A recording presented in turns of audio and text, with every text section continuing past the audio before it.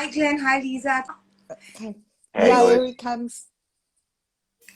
Hi, guys. Thank you all for joining me. So, for whoever's here, the reason that I wanted to do this live is because I suffered from panic attacks for 10 years, but it's like a taboo topic in India. Nobody wants to talk about it. They think you're mad. If you have depression, it's like something's wrong with that person. And both of y'all have gone through it. Both of y'all have lived it, healed from it, and helping others. So, whatever way y'all can help whoever comes in and watches this, I think it will be amazing. Yeah. There's a lot of stigma attached to anxiety, depression, and mental health. Hi, I Hey. think he can see us. And actually, it's actually quite very normal. We're human beings. We have a brain. Brains get exhausted, tired. It doesn't define you as a person. It just means that maybe you've experienced stress or you've gone through grief or whatever. Yes. Overwhelm of some sort, and the brain is reacting. And then it can quickly turn into a disorder where you fear how you're feeling.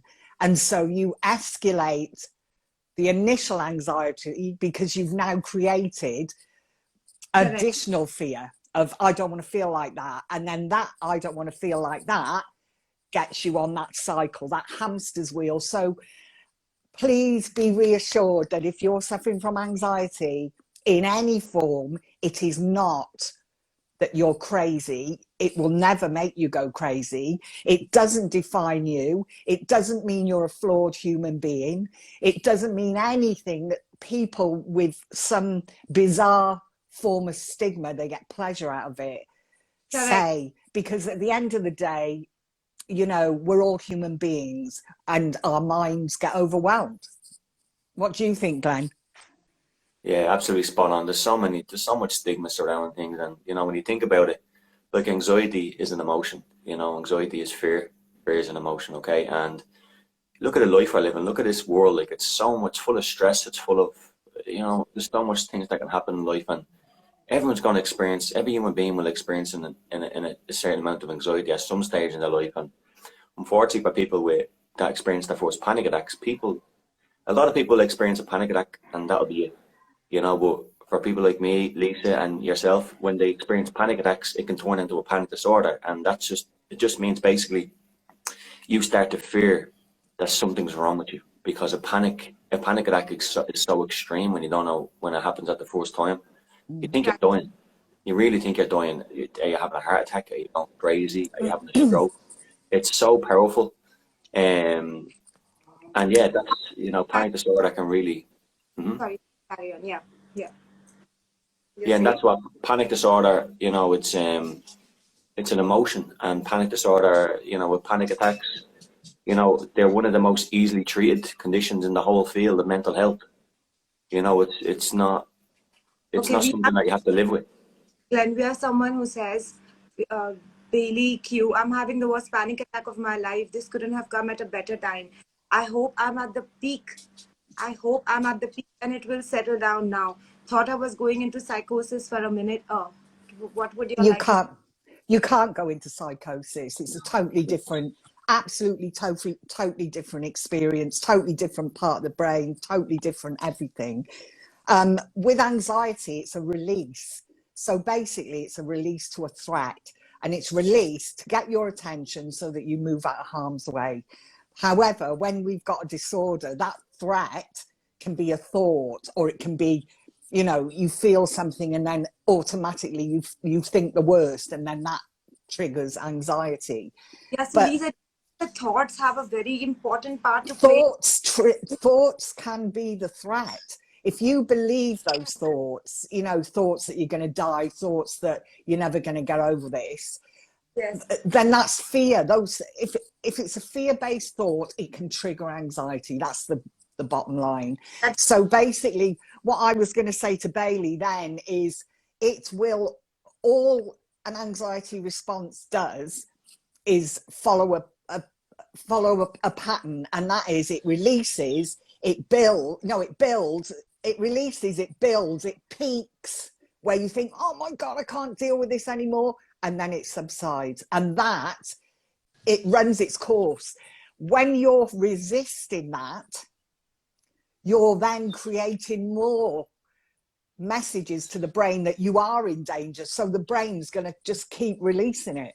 That's why they say, accept how you feel and just make yourself comfortable, breathe, focus on your breathing and allow that process. Because once it's released, you can't stop it. So allow that process just to follow through without adding, or run, like Glenn says, go for a run.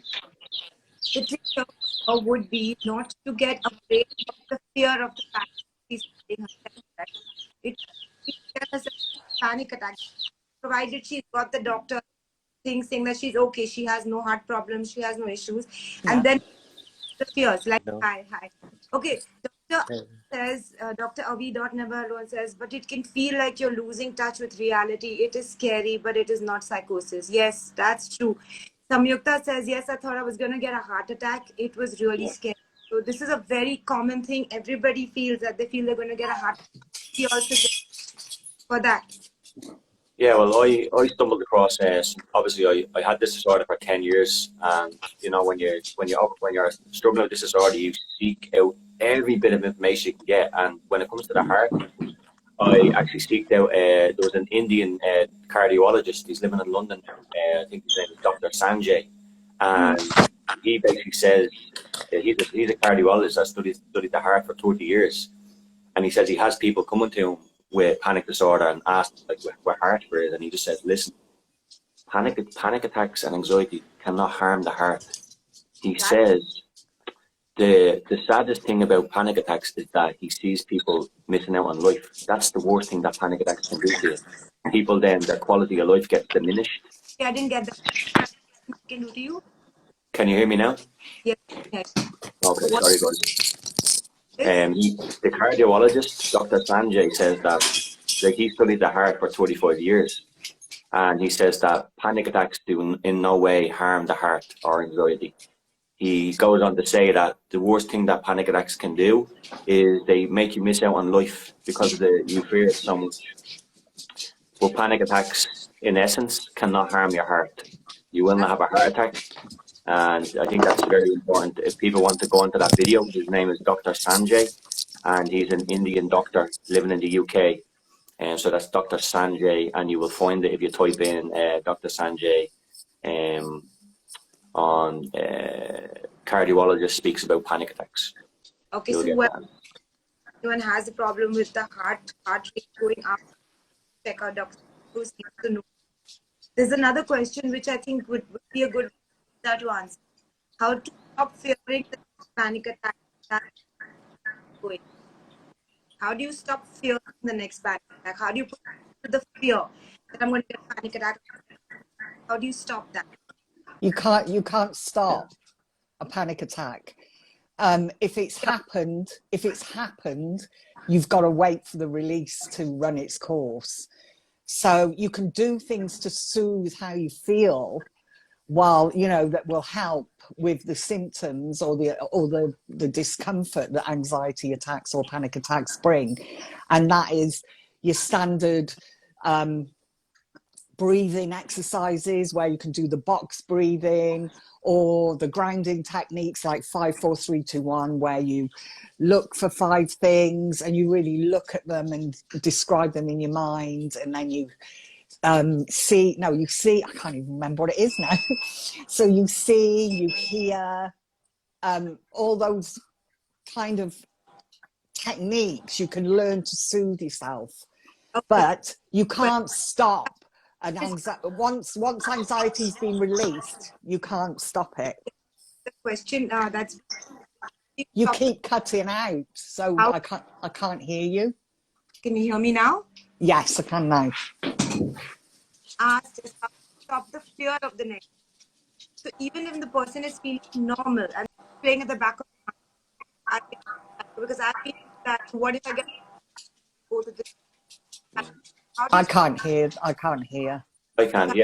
It comes down to understanding. You have to understand what a panic attack truly is.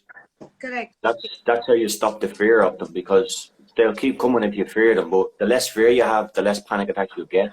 And then if you really, really stop the fear, if you can really get into your mind to stop the fear, you won't have any panic attacks eventually. But it goes down to education. What is a panic attack? Because, you know, if you are, yeah, it's education of what it really truly is. What is a panic attack? So you can stop that fear by learning about panic attacks. And so Oh, yeah. your thoughts when It will help, but you can't just learn about the panic attack. You have to experience it and process yourself through it. So basically, you learn about it, but as soon as the symptoms start or the anxiety starts racing, myself, you think, oh my God, here it is again. So it's kind of learning, like Dr. Claire Weeks teaches. You go out expecting to feel anxious. And when it happens, you start to react differently. So rather than react in fear, like suppressing and avoiding and running home, you learn to sit with it and to watch it rise and then fall, disappear. And then that is the way the brain then recognizes that you're not in danger. And the more you do it, you'll never like feeling anxious, but you lose that fear of it. Correct. So, and that's what Glenn did, didn't you, with the running? You'd run and you'd feel it, but rather than run home, you'd push through it. Yeah, I changed the whole mechanism of panic, you know, instead of just staying stuck in my house with fear of living life. I went out and I ran towards it. Because when you're running, when I got out mine specifically with jogging, when I was jogging, that's a panic attack. I used to be terrified that I'd collapse and die of a heart attack if I ran. And now here I am going towards it, running. And I had agoraphobia, which I was afraid to go far from home. And then I kept running slowly. And month after month, like I basically overcame my anxiety disorder in 5 months. Wow. And was able to get back on planes. Yeah. That's completely. awesome. But you suffered with panic disorder for 10 years before you overcame it in 5 months. The moment you understood it, it took you just 5 months to overcome it once you understood it. Exactly. And that's a very important thing to mention to people, that no matter how long you've had it, if you've had it for 10 years or even 2, 3, 4, 5 years, it doesn't mean it's going to take you that long to recover. Correct. Okay? It doesn't. The brain is so neuroplastic. Once you stop feeding it the safety behaviors, the avoidance behaviors, if you start to feed it things that, you know, will eliminate that fear and start going towards it, your brain will just learn that this fear reaction has been a big, almost a bluff. It can be like treated as a bluff. You've been tricked in a way. Correct. Your brain has tricked you into believing all these lies. That's the whole thing behind it. Yeah, exactly. And you know, as Lisa said, you know, you can have all the education you want, but you do have to, you know, maneuver around it with your daily, like if you're having panic attacks and you're avoiding things because of panic, like shopping centers or walking out of your house, you have to engage in that. In that, and when you do engage in that, more panic will come on. You'll feel overwhelmed because you've just told your brain by your behaviors that all this is dangerous for the last couple of years. Now all of a sudden you're going out into the big world. It's going to be overwhelming sometimes, but you just have to keep going, because I always judge recovery month by month, not day by day. If you have a progressive plan and to go into the panic as much as possible, you know, it does get better over the course of a couple of months, not years. Yeah, I think as well that you've kind of got a choice with recovery, and the choice is when you know that of all avoidance and suppressing or anything like that strengthens the fear. The only way to break that fear and to change it is by doing things. And that discomfort that you feel can be overwhelming and it's horrible, but you are completely safe, because anxiety cannot harm you, and it really can't. And people say, actually, it can, because it's harmed my life. It's not anxiety that's harmed your life. It's your fear of anxiety that has harmed it. Correct. Well said. We'd like to touch on another very important topic. So, Dara, I'm there. I don't know if you guys can hear me. Yeah, we can hear you. Can you all hear him? Yeah. He's been suffering from depression from 5 years now. And he's tried to raise awareness. Yes, go ahead, Dara. Okay, I was basically a patient of anxiety. I had serious anxiety issues to start with. And I guess I was in a pretty dark space at that point of time. And I used to definitely get a lot of panic attacks, anxiety attacks. I would faint. I would collapse in a public place. I would collapse in markets, for that matter. And due to which I guess I do a complete shell. Shit, this network. It's okay. Yeah, it's fine. Yeah. So I went to a complete shell, and further to that, yes, I did get into depression. I was diagnosed with clinical depression, and but I've been dealing with it. It's not that I became suicidal. Yes, I've been dealing with it. I'm on medication. I am undergoing therapy, That's brilliant. and Well, I'm trying to create awareness in the sense people are ashamed of the fact that they are undergoing depression or anxiety, for that matter. And I'm just trying to create an awareness that it is a mental health issue. It's not something to be embarrassed about. Exactly. no. And it's massive. More people suffer than will admit it. Yes. And, you know, Exactly. that is why we have to keep continuing to break down this stigma, because there's nothing in it that says you're not a perfect human being, even though they don't exist. You know, it is just so common. And people actually lose their lives because they'd rather suffer in silence Exactly. than actually share that they need support, which is so unfair. We need to build a society across the globe where it's just okay. It's like going to the doctor if you've broke your leg, or Exactly. So So my personal belief is it's an illness we need to deal with. And like any other illness, for that matter, this is an illness. So I think half the battle is one when we accept that we have a problem. yeah. yes. So Yes. acceptance is the biggest issue. I think we all agree with that. But I had another issue where Dara himself was calling depression a mental illness. And I said that's the way 90% of the world looks at it. But we don't call it a mental illness. You're not mentally ill. Like Claire Weeks says, it's a nervous illness. I think that's a much I think more dignified way of And putting it. Probably that may be depression, the best term to use. but all of them, they all sit under the umbrella of mental health. It is mental. But because when you say it's- mental it's part of health, the brain. when you say mental Yeah. health, it's so different from saying mental illness. Don't you feel? I have a problem with the word Yeah, mental illness. Yeah, but it is like depression is not anxiety. They're totally different. And depression is mental illness. It is, but you can overcome it. Where anxiety is more of it affects the Claire. brain, but it's more of a habitual disorder that you've kind of created. You know, the anxiety came for a reason. So it could have been stress, overwhelm, whatever. But the disorder that you find yourself in is you've innocently created that because you've feeling anxiety. And Correct. so that's when, but depression's totally different to anxiety. But the thing about anxiety and depression is anxiety, they either come hand in hand, or untreated anxiety can lead to then depression. Untreated anxiety can lead to depression. Yeah. Wow. See, If you that's get- something I did. Okay. If you get chronic, I mean, you Right. imagine if you got chronic anxiety Yes. and you're not able to do all these things, or you feel like you can't, then your nervous system is so oversensitized, and everything else in your body is going to sort of, what's it called? The word? You're just going to be weaker all over because of the amount of energy. And then you can spiral into depression. Yeah. Don't you agree with that, Glenn? Yeah, well, I think like in my 10 years of dealing with the anxiety disorder, you know, when I went to the doctor for my first panic attack, I was prescribed antidepressant tablets, and I told my doctor, I said, I'm not depressed. Depressed, yeah. I said, apparently I've had a panic attack, which my mom told me. I didn't know what it was. I was on antidepressants then, you know, and I was like, but I'm not depressed. And I wasn't depressed, but in the 10 years that I've had it, I had periods of depression because, as you can imagine, not being able to work a job, not being able to hold a relationship, not being able to get on a bus or drive a car, it can play on a human being's human being's mind, unable to sleep, and there was periods of depression.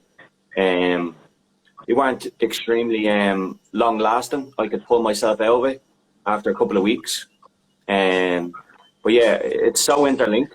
You know, if you go through a period of anxiety for a long time, you're going to feel somewhat depressed. That just comes with it. So then I what does think a person do? Do you deal with the depression then, or do you deal with the anxiety? I don't.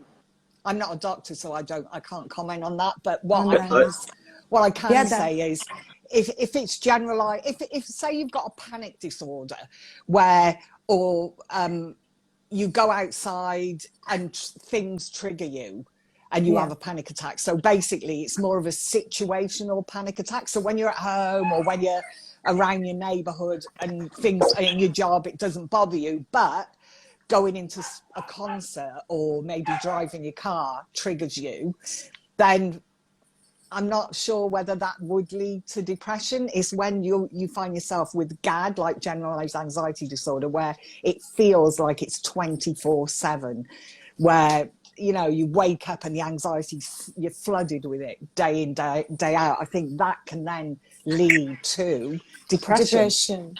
Yeah. Anxiety is so different. Yeah. It's such a broad, I just wanted to say, topic.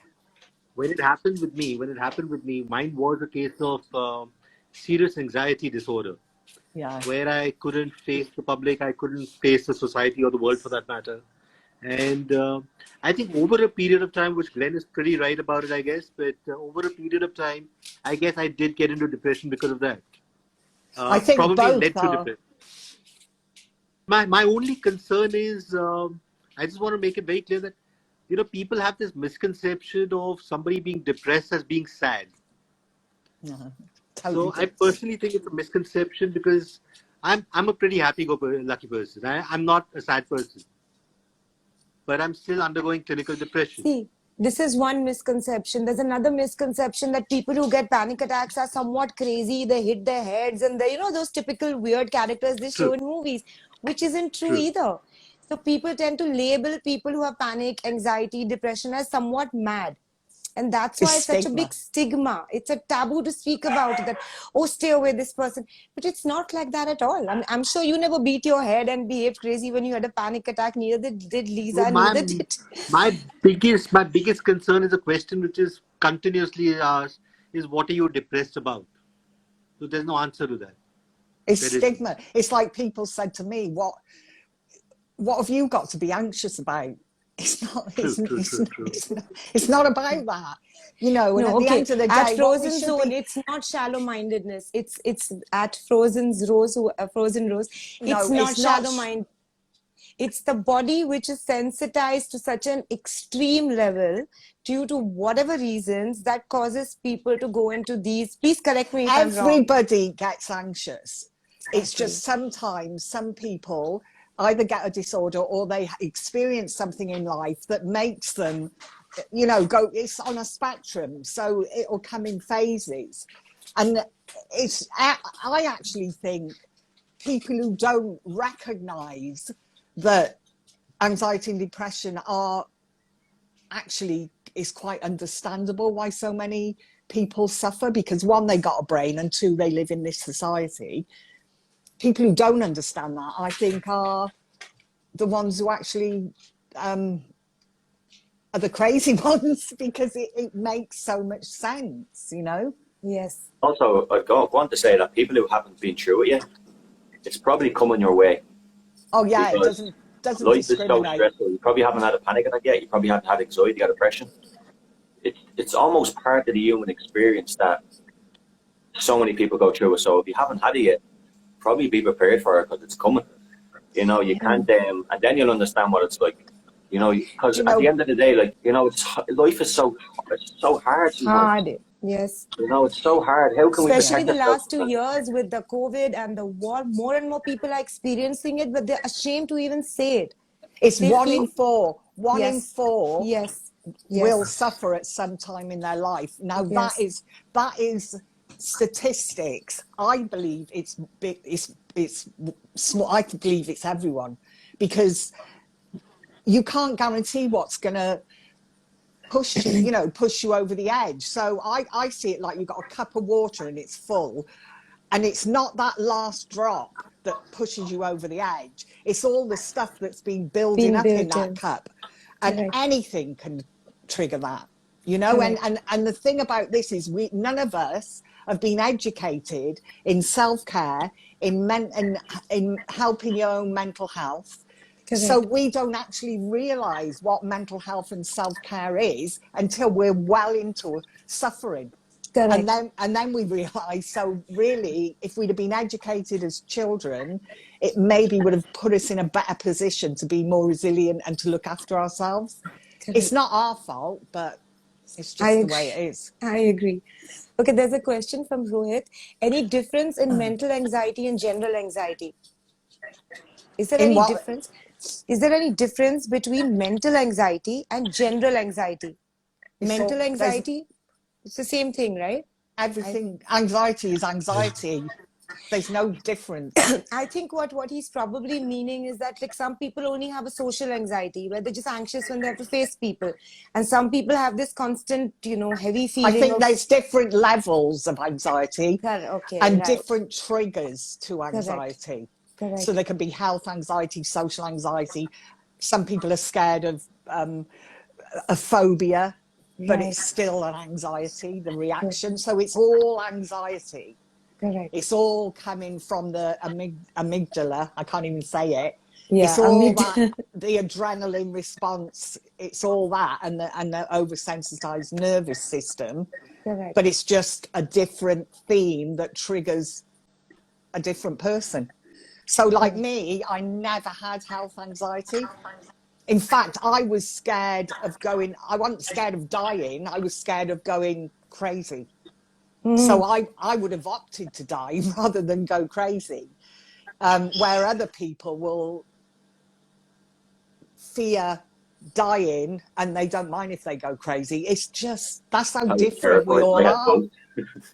Were you both? You were both? Oh, No, for bless. someone here who just said this, Mrs. E.J. Smith, I don't really need to hear about people dying. The thing is that people going through anxiety, like I have this question which is being given by my mom to ask. She hasn't typed it probably because there is the biggest fear that pushes people into depression, anxiety, and panic is the fear of the loss of loved ones. It's one of the biggest fears that I have come across that pushes people into it.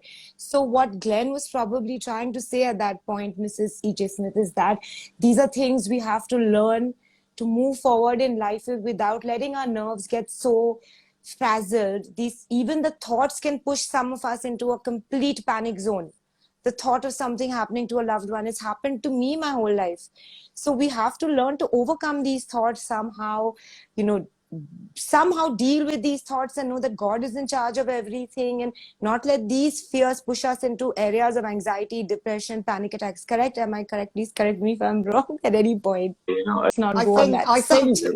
I think one thing to remember is if it's not happening now, don't worry about it, because or don't focus on it, because if you're focusing on something that isn't happening, you mean the fears, right? You mean the fears, or may not happen. Yeah, you're just suffering for no reason.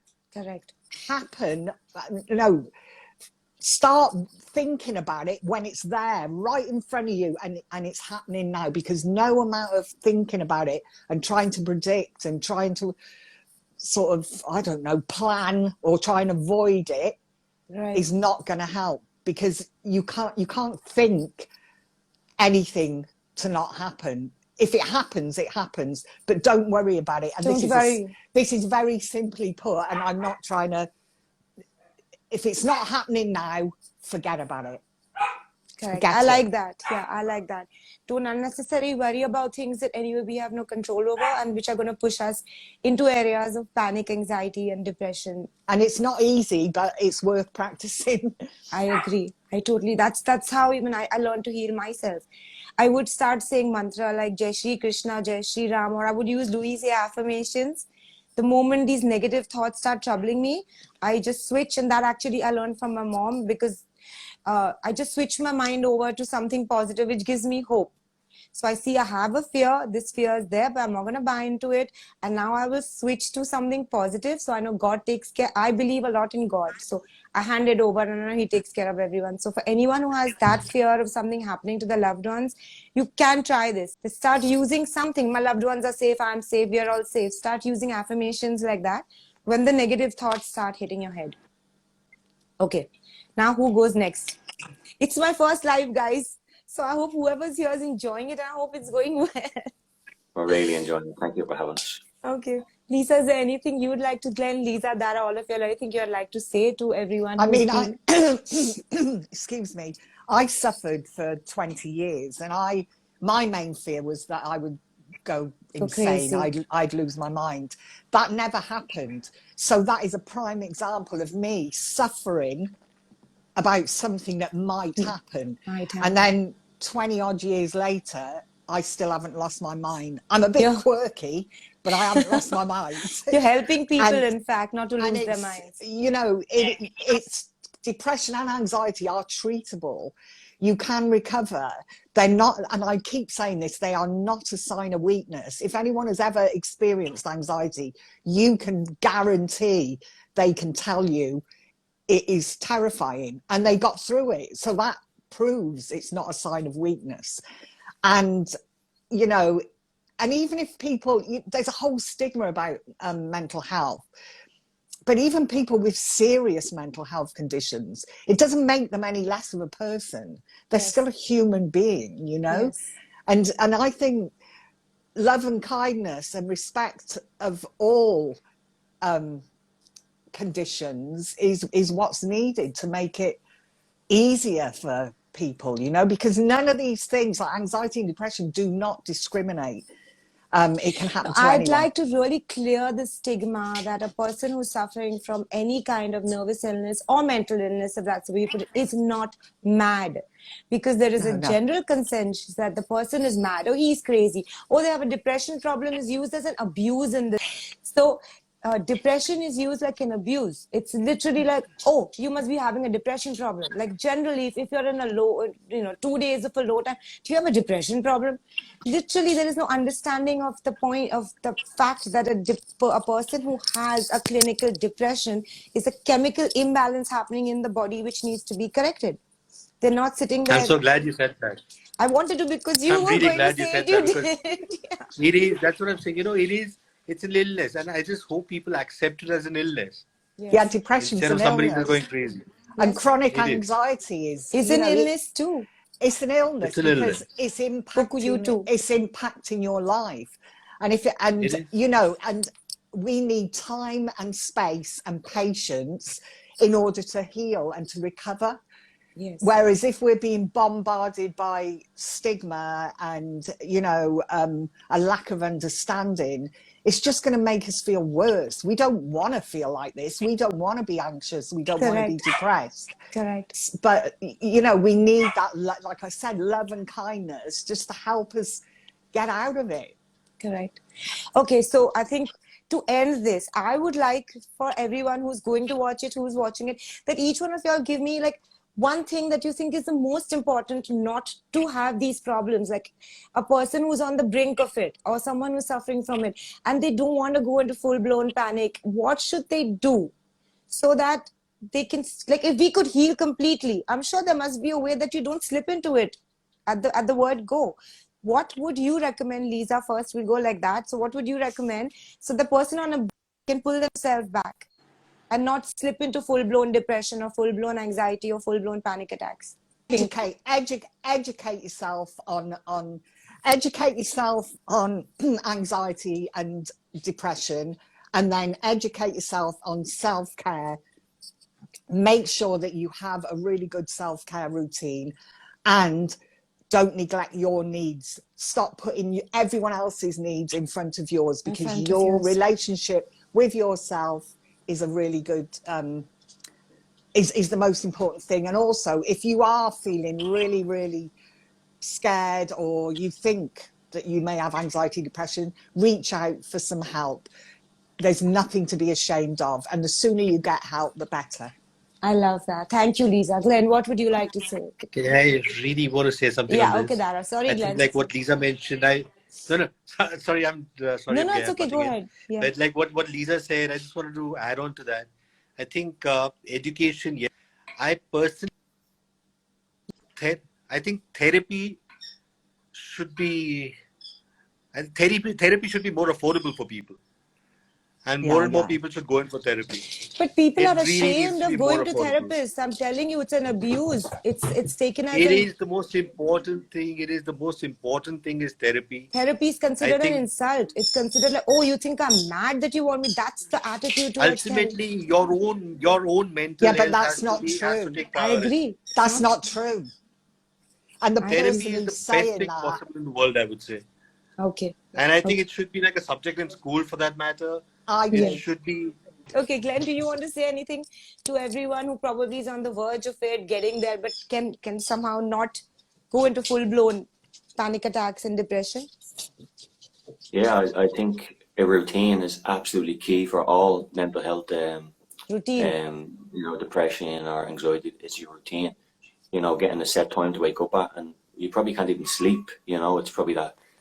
Some people lose sleep, but for me, getting well was I sometimes forced myself to get up at the same time every day, just to have those small wins, because you don't get many small wins when you're going through this. I'd get up at a certain time. I'd make sure I try to get some healthy food, and then I'd exercise. There's just three things: sleep, food, exercise, and I'd make sure I then do them three things every single day, whether it's for a 10-minute walk or a 10-minute jog. I'd make sure I have to do this today, or 10-minute yoga, whatever it is. And then also just remember, a panic attack will never in a million years kill you. So Awesome. I routine, loved what you routine. just said, that I need to experience a small win so that you remember what it feels like to win. Because very often in this condition, we forget how it feels to win. We get stuck in that zone where we forget what winning feels like. That was awesome. Okay, guys, I think this chat was really amazing. I hope everyone who's watched it and will Okay. watch it gets a One, lot one, from one more thing. this. One more thing. Yes, yes. In case we've got therapists watching this, in case we have anybody across the world who's into therapy, who is a therapist, please make therapy more affordable. Okay, so to any therapist who's watching this, please make therapy more affordable. Please And make to it more everyone affordable. who thinks therapy is an abuse, please stop taking it as an abuse. Therapy could Absolutely, be something that could save your life or a loved one's life. It's very simple. So, absolutely. okay, that was great, guys. Thank you all three so much for Thank you. joining me. Lisa, I love your work. I love your post. Glenn, I love your post too. Dara, I If love your anyone wants to letter. hear more from me and Glenn, you can follow us on the links. On the links, yes. I'll put all the links below. If they don't show automatically, I'm not good at live, so I'll get good at it. But No, I'll put you're fine. I'll put the Great, links Natasha. below. Thank You you can so follow much. them directly. Meanwhile, we are going to try and keep raising the awareness. And Yeah. me. Thank you. Thank you, guys. Thank you so much for joining me. It was awesome. Thank you. Thanks Thank so you much. so much. Have a nice day, guys. Bye. Yeah, Take you Bye. care. too. Bye. Thanks, everyone who joined here. Thank you Bye. so much.